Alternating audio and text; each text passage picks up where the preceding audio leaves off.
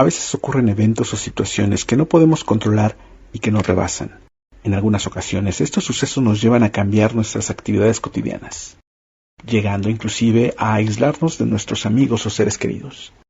En esos momentos experimentamos una serie de emociones que no podemos reconocer fácilmente y que hacen que nos comportemos de forma fuera de lo común. ¿Has experimentado esto? ¿No sabes qué hacer en esos momentos?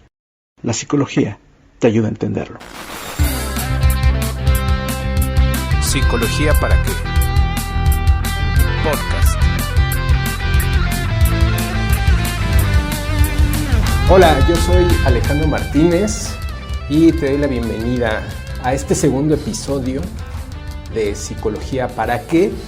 Te invito a que te sumes a este canal en YouTube con tu suscripción y también, te recuerdo que tenemos nuestras redes sociales, que estamos en Facebook, nos encuentras como Psicología para qué, y también tenemos un Twitter que es para qué podcast, y también tenemos un correo electrónico para qué podcast@gmail.com, y para estar en contacto, para recibir comentarios, opiniones, sobre todo platicar sobre estos temas y muchos otros más.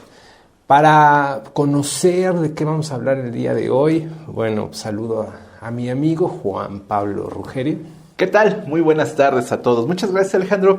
Muchas gracias. Mira, estamos en este tercer episodio de nuestra serie de charlas.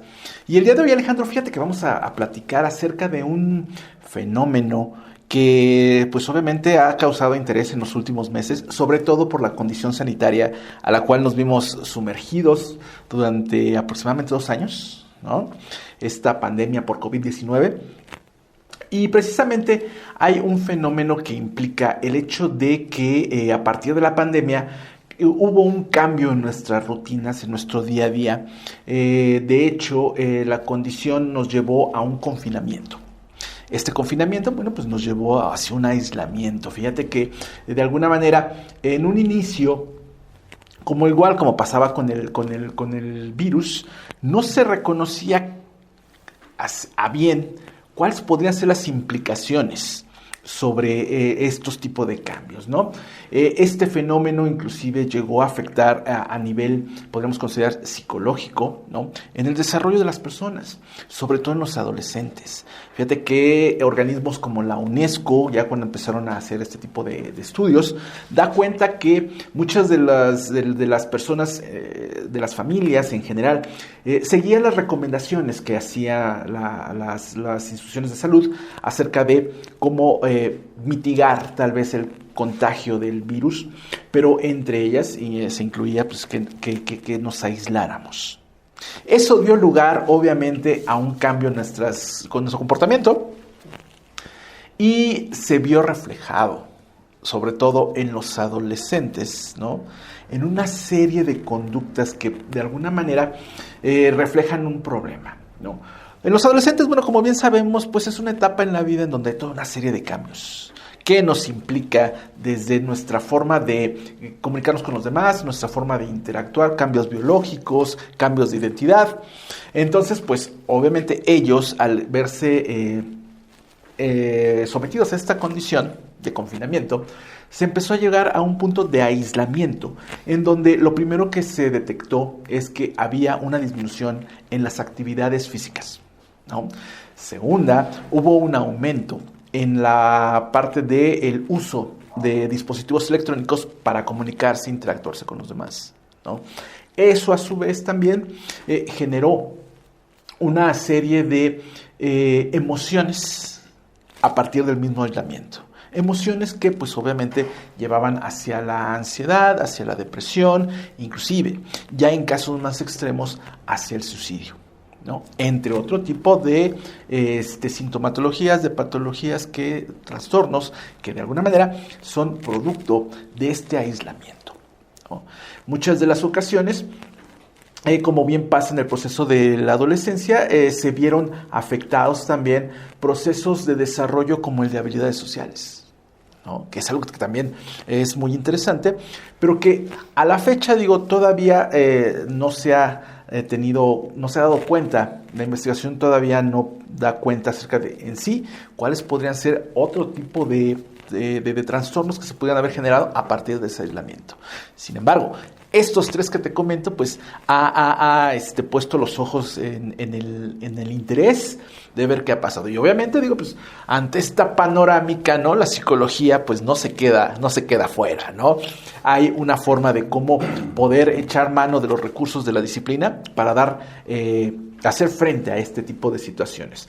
¿Qué opinas al respecto, Alejandro? Bueno, primeramente, y ahora sí como se suele decir en el terreno psicológico, el inicio está en reconocer que hay un problema, ¿no? Porque, bueno, pues como bien dices, en la adolescencia hay una serie de situaciones que de repente son cambios, ¿no? Sí, cambios de la infancia a la juventud, ¿no?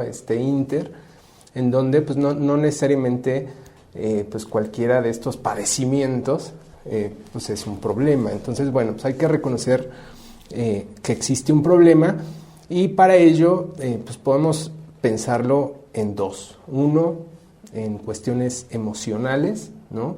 Si eres adolescente y pues de repente notas ciertos cambios, ¿no?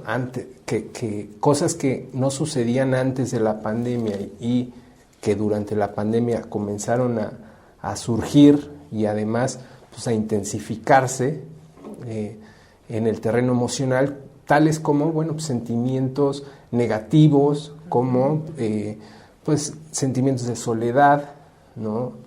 Puesto que si bien estamos en un aislamiento, pues no necesariamente estamos solos, ¿no? O sea, nos estamos acompañados, tenemos amistades, interacciones, pero de repente pues tener sentimientos de soledad, bueno, pues nos puede estar hablando de un cambio, ¿no? De un cambio gracias a esta condición.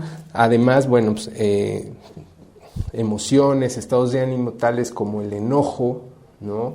Sí. De repente pues ir a reacciones agresivas, ¿no? Estar como de repente peleando en demasía con amistades, rompiendo relaciones, ¿no? Incluso hasta con familiares, pues pueden ser indicador, ¿no? Que algo está pasando, que algo hay ahí detrás.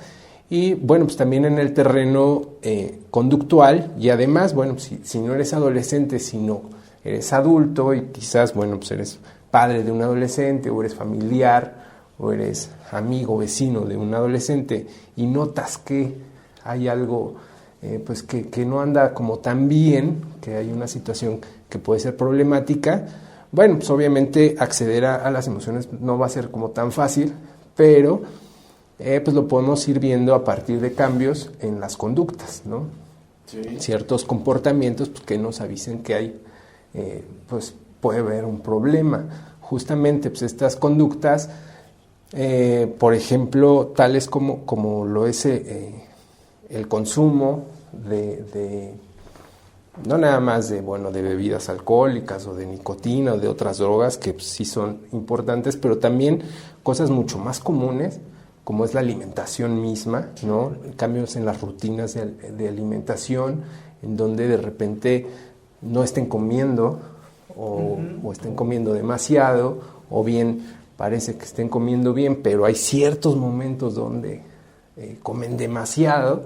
Bueno, pues estos son pues los trastornos alimentarios, ¿no? Que también son muy comunes en la adolescencia en otras situaciones, pero bueno, pues igual y con la pandemia, bueno, pues estas conductas se pueden intensificar, ¿no? Además, bueno, pues toda esta parte de interacciones, ¿no? Con los otros, con la familia, aislamientos, ¿no? Falta de comunicación, etcétera. Entonces, bueno, primera parte es justo identificar que hay un problema. Sí, iniciar por ello. Vaya, una vez identificando el problema, algo que es bien importante es siempre como adultos, y más si son nuestros hijos, pues siempre vamos a querer ir a la solución inmediata. Y la verdad es que en esta situación pues es nada recomendable justamente ir directo a vamos a incitar a una acción, a una solución, ¿no? O sea, antes de pensar en, bueno, tienes que hacer cierta actividad, tienes que ir acá, antes de todo eso, tenemos que pensar que si hay un problema, la solución, en principio, la va a tener que asumir el adolescente. Es decir, o sea, para que haya un cambio de rutinas, que haya un cambio en la problemática, pues el adolescente es quien realmente va a realizar todas esas tareas, esas acciones, porque si no, pues no va a resolverse el problema. Y por ello, lo más importante, antes de las acciones, es uno, que el adolescente reconozca y acepte que tiene un problema, y dos, que esté motivado para hacer algo al respecto, ¿no? Y no nada más, bueno, pues hacer algo al respecto hoy, pero también que pueda mantener dicha motivación constante a lo largo de lo que va a implicar, pues, realizar un cambio de rutinas, un desarrollo de nuevas habilidades, ¿no? O bien, bueno, pues un tipo de estrategia que sea, pues, de acuerdo al caso. Entonces, bueno, pues en este punto nos podemos vincular a qué podemos hacer o qué debemos hacer. Uno, esta parte de construir la motivación hacia ese cambio a través de la comunicación asertiva, efectiva, ¿no? Evitar castigos, evitar críticas, evitar juicios, ¿no? De lo que le está pasando al adolescente o incluso al adolescente mismo. Y bueno, pues identificar también esas capacidades, ¿no? Sí, claro. Y sí, bueno, pues no somos capaces de construir estas relaciones y realmente lo que estamos provocando son actitudes defensivas que van a resistir a los cambios e incluso van a boicotear una solución al problema, pues bueno, pues, podemos dar paso justo a lo que sería la ayuda profesional. Uh-huh. Que bueno, no necesariamente es terapia, porque muchas veces, y más en el terreno psicológico, pensamos inmediatamente ayuda profesional igual a terapia. Y no. Exacto.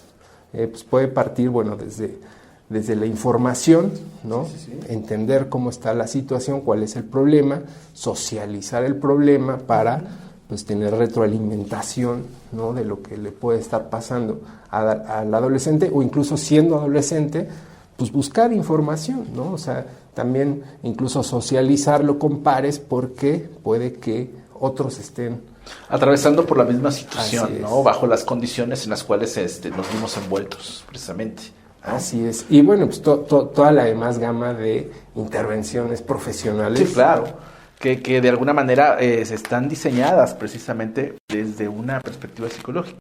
Fíjate, Alejandro, que cerrando esta parte, yo abonaría esta situación de los padres. Si bien no van a obligar al adolescente a tomar medidas así de una solución del problema, sí es importante comentar que ellos también pueden promover la reflexión, ¿no? No a través del castigo, no a través del regaño, no de la crítica, sino haciendo también notar, oye, ¿te has dado cuenta que como que hay ciertos por ahí formas que hemos cambiado? Ya no nos reímos como antes, ya no jugamos como antes, ¿no? Inclusive proponer un cambio de actividades, ¿no? Claro. Que también es importante. Y fíjate que, bueno, ya llegando a este punto en forma concreta, ¿cómo actúa la psicología, ¿no? Precisamente, ¿cuáles son como de todo lo que has mencionado, ¿no? ¿Cómo podríamos llegar a puntos concretos? Primero de ellos, bueno, como tú bien mencionabas, el primero es observarnos, observar al otro, observar estos cambios que puede haber tanto en las conductas, ¿no? Y también en estas percepciones sobre nuestras emociones, ¿no? De repente ver el por qué me siento inclusive cansado, por qué me siento a lo mejor insatisfecho, por qué me siento molesto, no me encaja nada, ¿no? Observar eso precisamente, ¿no? Para después en algún momento compararlo, preguntar, oye, ¿tú no te has sentido así en estos días? ¿Tú no sientes como que el ambiente no está padre, como que todo mundo anda enojando? ¿No? ¿Por qué? Porque entonces a lo mejor podríamos ya a través de ese comparativo analizar si es una condición general o es una condición particular, ¿no? A partir de eso, entonces, tener esta claridad de decir, no, creo que sí soy yo, creo que a lo mejor, puede que a lo mejor yo tenga por ahí algo que no me está funcionando, que no me está agradando, ¿no? ¿Verdad? Y entonces pasar a otro punto más concreto, que es obviamente ya buscar información sobre la condición que está permeando. Por ejemplo, a través de canales oficiales se han hecho información de qué está pasando precisamente con estos cambios, ¿no? A través de infografías, de canales institucionales, de escuelas, hospitales, nos están empezando a señalar, ¿sabes qué? Mira, esto te puede afectar en esto. Si tú detectas esto, bueno, pues podría ser que a lo mejor necesites orientación. ¿Por qué? Porque aquí vamos a marcar algo importante. Vamos a dejar de lado las etiquetas, ¿no? El caer en el autodiagnóstico. Y sí, seguramente tengo una depresión terrible, una depresión mayor, ¿no? No. Es buscar información para analizar esto que a lo mejor puede convertirse o puede ser potencial de un problema más serio. Que eso a lo mejor es simplemente llegar a esa información. Y si podemos detectar que por ahí nos identificamos con algún otro punto, ya entonces pasar a otro punto importante, que es la consejería profesional. Pedir consejo a un profesional, por ejemplo, en este caso, de la salud, ¿no? Puede ser un médico, un psiquiatra, un psicólogo. Inclusive, externar estas dudas, ¿no? Porque ya con ese consejo se abre la gama de posibilidades. Ya para entonces solicitar la atención profesional, que como bien señalabas, no siempre tiene que ser terapia, ¿no? Pueden ser algunos otros recursos como los talleres vivenciales, ¿no? Como los grupos de apoyo, los grupos de autoayuda, ¿no? En algún momento dirigidos obviamente por un profesional, ¿no? Inclusive desarrollo de habilidades.